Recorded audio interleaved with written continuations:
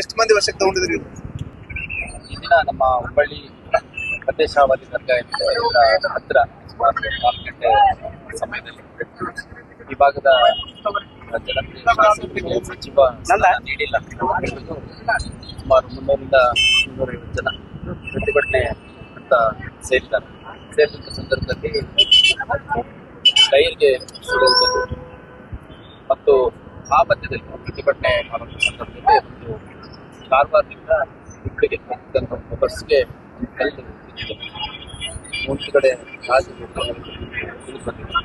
KSRTC ಪರಿಶೀಲನೆ ಮಾಡ್ತಾರೆ. ಮತ್ತೆ ರಸ್ತೆ ತಡೆ ಮಾಡಲಿಕ್ಕೆ ಸುಮಾರು 40 ಶಾಸಕರ ಪರವಾಗಿ ಅದು ಪ್ರತಿಭಟನೆ ಬಂದಿತ್ತು. ಅವ್ರನ್ನ ಮುಂಜಾಗ್ರತೆ ನಾವು ವಶಕ್ಕೆ ತಗೊಂಡಿದ್ದೀವಿ. ಸರ್, ಎಷ್ಟು ಮಂದಿ ವಶಕ್ಕೆ ತಗೊಂಡು? ಸುಮಾರು 40 ಜನ ಕಾರ್ಯಕರ್ತರು ತಡೆಗುಂದಾಗಿದ್ದು ಅವ್ರನ್ನ ವಶಕ್ಕೆ ತಗೊಳ್ಳಲಾಗಿದೆ. ಅದರಲ್ಲಿ 5 ಜನ ಮಹಿಳಾ ಕಾರ್ಯಕರ್ತರು. ಈ ಕಲ್ಲು ತೂರಾಟಕ್ಕೆ ಸಂಬಂಧಪಟ್ಟ ಪ್ರಕರಣ ಈಗ KSRTC ಒಂದು ಪ್ರಾಪರ್ಟಿ ಆಗುತ್ತೆ. ಅದು ಬಸ್ ನಮ್ಮವರು ಫೋಟೋಗ್ರಾಫಿ ಮಾಡುವಂಥದ್ದು ಮತ್ತು ಕ್ಯಾಮ್ರಾದಲ್ಲಿ ವಿಡಿಯೋ ಮಾಡುವಂಥದ್ದು ಎಲ್ಲ ಮಾಡಿದ್ದಾರೆ. ಅವರು KSRTC ಅಲ್ಲಿ ಏನು ಕ್ರಮ ಕೈಗೊಳ್ತಾರೆ ಅಗತ್ಯ